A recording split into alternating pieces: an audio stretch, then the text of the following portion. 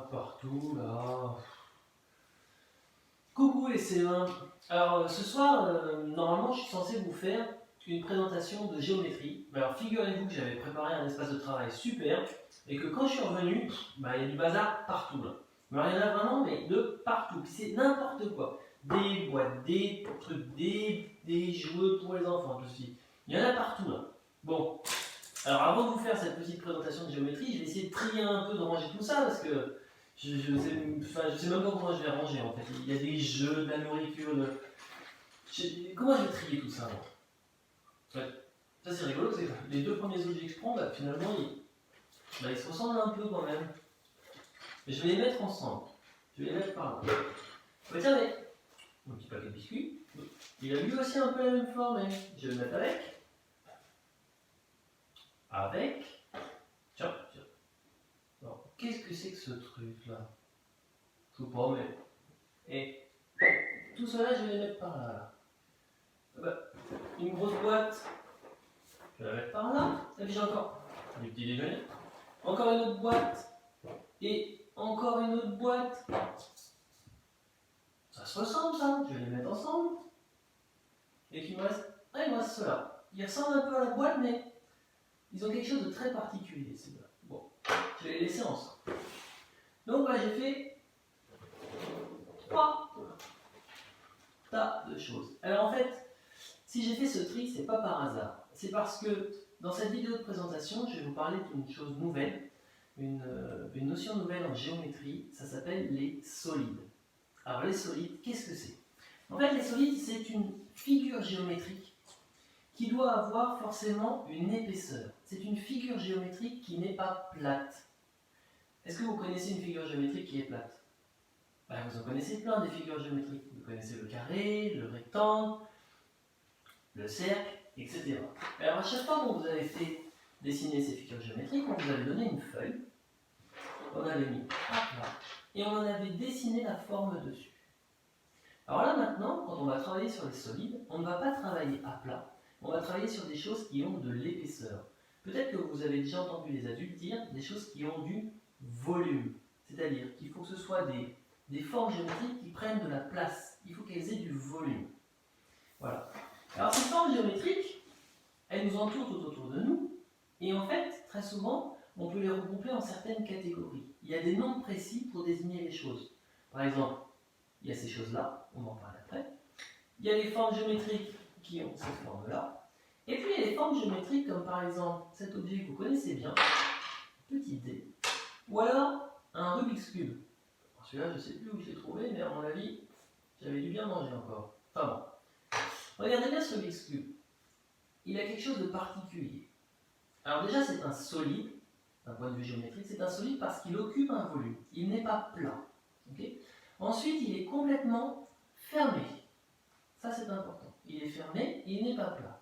Et alors après, il a une forme particulière. Si je pouvais mesurer, en fait, ici, comme ça, que je tourne, que je regarde cette forme-là, en fait, je me rends compte que, quelle que soit la manière dont je prends ce Rubik's Cube, je vois toujours des carrés. Partout où je regarde, je ne vois que des carrés. Et si je prenais mon dé, ça serait pareil. Donc en fait, ces figures géométriques-là, ces figures particulières, ces volumes particuliers, ces solides, ce sont ce qu'on appelle des cubes. Un cube, c'est donc un solide, un volume, qui est constitué uniquement avec des carrés. Ça, c'est un cube. Alors, pour décrire les solides, il va falloir utiliser un vocabulaire particulier. Ce vocabulaire, c'est celui que je vais essayer de vous faire découvrir. Et vous verrez, si vous avez eu le temps de jeter un œil sur la fiche de travail qu'on vous a donnée pour aujourd'hui, qu'on va vous poser des questions, nous, par rapport à ces solides. Il y a 3 mots importants. Alors, je vais vous expliquer ces mots-là par rapport au cube, et ensuite, je vous présenterai les 2 autres types de solides sur lesquels vous allez devoir faire des recherches. Alors, d'abord, je vous parle du cube. Sur la fiche de travail qu'on vous a fournie, j'espère que vous voyez bien, je me décale un petit peu, on vous dit, solide numéro 1, il s'agit du cube. Et après, on vous pose des questions. Attendez, peut-être que vous voyez mal, parce qu'il y a mes copains là qui qui prennent peut-être un peu de place sur l'image. Alors voici. On nous dit donc solide numéro 1, le cube. Donc mon cube, j'en ai un. On nous dit quel est le nombre de faces du cube. Le nombre de faces. Ok. Quel est le nombre de sommets? Ok. Ah, enfin, sommet, ça me rappelle quand même quelque chose, je crois bien. On en a parlé quand on a fait les quadrilatères, tout ça. Et on me dit quel est le nombre d'arêtes. Nombre d'arêtes. Ah bah attendez, ça tombe bien parce que justement, dans mes volumes, dans mes solides, j'ai une boîte de thon. Peut-être que là, je vais savoir le nombre d'arêtes. Ça s'écrit pas pareil? Ah, c'est pas les mêmes arêtes? C'est pas celle du poisson? Non? Bon, tant pis. C'est bon, non? Ok, alors on va essayer de définir ça ensemble. Pour mieux vous faire comprendre, donc j'ai mon cube qui est ici, j'en ai fait un autre sur lequel j'ai dessiné ces choses-là. Alors voici un autre cube. Donc, toujours constitué uniquement de carrés. Alors, pour bien vous faire comprendre, quand on vous parle des faces d'un solide, eh bien en fait, c'est un petit peu les petites figures géométriques planes, ou les gens qu'on connaissait, c'est celles qu'on va retrouver à l'extérieur du solide. Et là, par exemple, dans le cas du cube, regardez, ça, cette partie-là, celle que j'ai coloriée en vert, cette partie-là, ça, c'est une face. Voilà. Toute cette partie-là, là, qui est délimitée par des côtés, entre on va dire côtés, tout ça, là, tous ces ensembles-là, c'est une face. À partir du moment où je peux parcourir sans rencontrer de bord, on va dire, j'appelle ça une face. Alors, si je regarde bien mon cube, là, combien de faces est-ce qu'il a?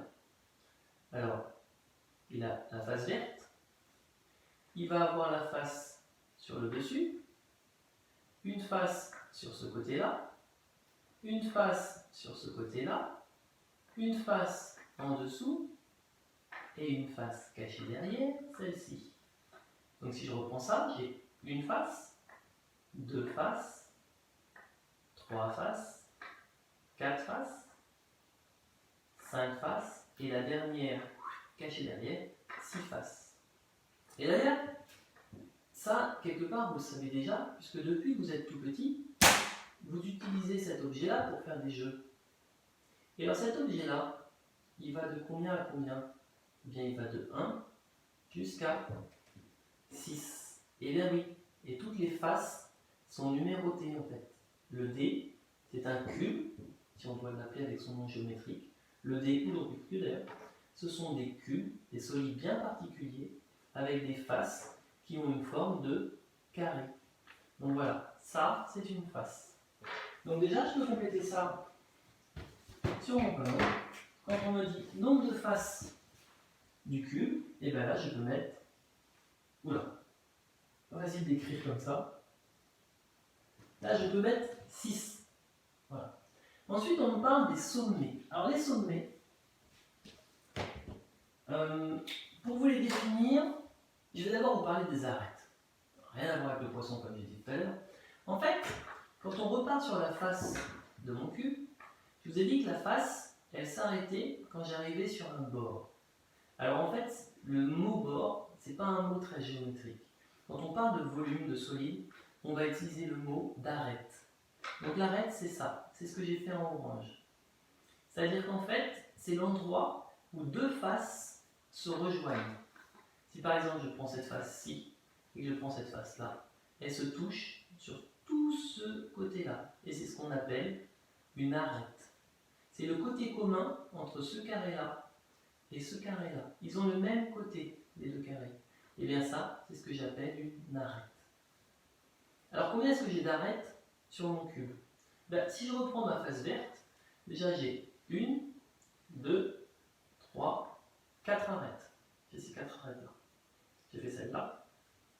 Et alors après, est-ce que j'en ai d'autres? Eh bien oui, parce que je vais avoir toutes les arêtes qui partent de la face verte pour aller vers la face du fond. Donc je vais en avoir 1, 2, 3, 4 également. Et puis, j'oublie pas la face qui est cachée derrière. Je vais encore en avoir 1, 2, 3, 4 de l'autre côté aussi. Je peux les compter. 1, 2, 3, 4, 5, 6, 7, 8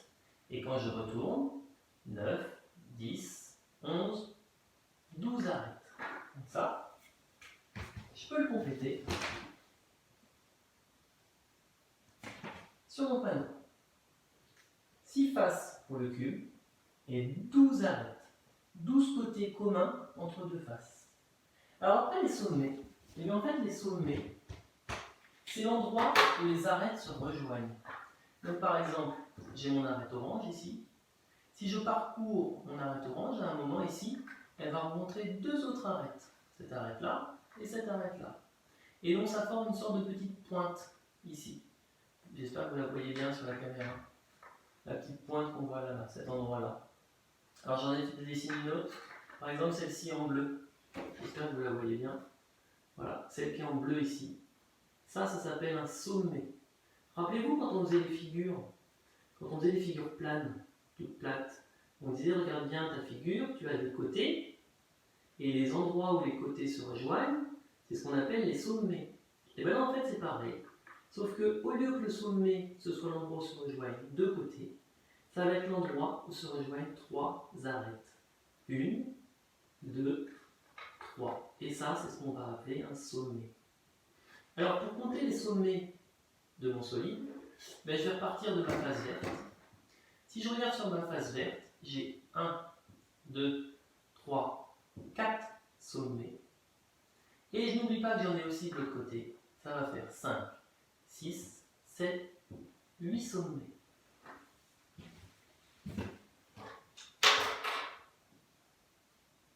Voilà. Donc mon cube, quel que soit mon cube, j'aurai toujours 6 faces, comme sur un dé. 6 faces. Je vais avoir 8 sommets. Les endroits où les arêtes se rejoignent. 1, je vais compter avec vous. 1, 2, 3, 4. Puis de l'autre côté, 5, 6, 7, 8. 8 sommets. Et je vais avoir des arêtes. Donc les côtés communs entre deux faces. Donc je vais en avoir 12. On peut les parcourir, les compter, dessiner pour se repérer.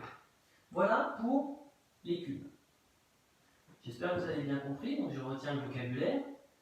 Face, une face, ce qu'on voit ici. Ensuite, arête et sommet. Ça marche pour ça? Bien. Vous, de votre côté, maintenant, vous allez devoir faire le même travail, c'est-à-dire trouver nombre de faces de sommet d'arête, pour deux autres figures. Alors, le cube, c'est bon, on l'a fait ensemble. Vous, maintenant, votre rôle, ça va être de faire la même chose pour deux autres figures. Alors, le solide numéro 2, excusez-moi un court instant.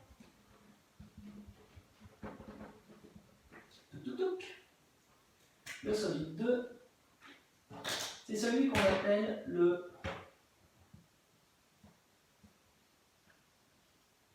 cylindre. Essayez de m'appliquer, voici comme ça. Le cylindre. Oula, ça c'est encore un mot compliqué ça. Le cylindre. Qu'est-ce que c'est qu'un cylindre? En fait, un cylindre, ça va être tous les solides qui vont avoir cette forme-là. C'est ça un cylindre. Vous appelleriez ça peut-être vous un tube. À cette différence près que, quand on parle d'un cylindre, il faut qu'il soit fermé des deux côtés. Donc par exemple, ça c'est un cylindre. Mon paquet de BN, c'est quasiment, enfin d'ailleurs c'est des princes, c'est quasiment un cylindre. J'ai à avoir, tiens d'ailleurs, est-ce que c'est un cylindre ça? Alors, il est grand ouvert. Mais si je le ferme, ça devient un cylindre.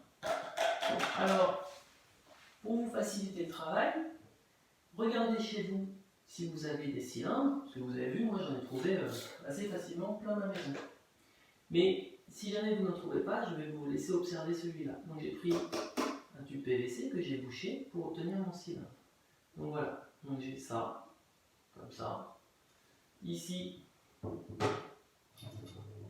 ça roule. Ici j'ai un premier côté. Ça s'appelle pas un côté d'ailleurs. Je vous le laisse bien observer. Voilà. Et donc, vous allez devoir refaire la même chose que ce qu'on avait fait avec le cube tout à l'heure. Trouver le nombre de faces, le nombre de sommets et le nombre d'arêtes. Réfléchissez bien à ce que je vous ai dit tout à l'heure. Attention, avec ce solide-là, il y a des pièges. Je le refais, il roule. Ça. Voilà. Ça trouvé aussi un? Bon courage.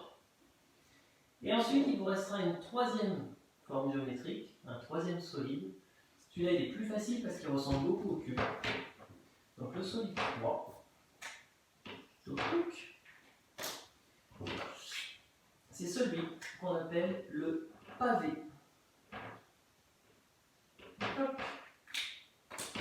Un pavé.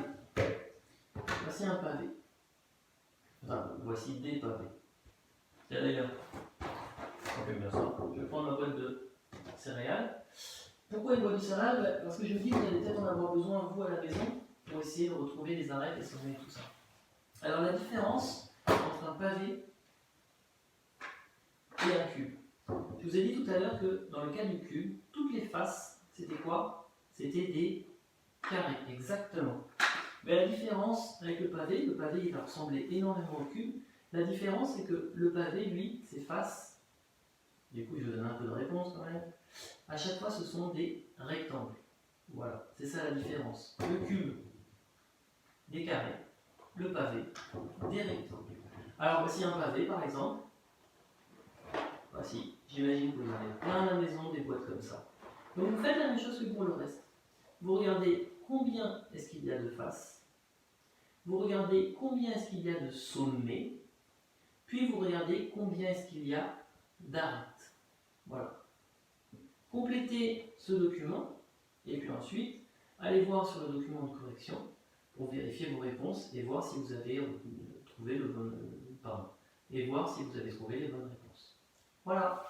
Je vous souhaite à toutes et à tous une très bonne journée. Bye.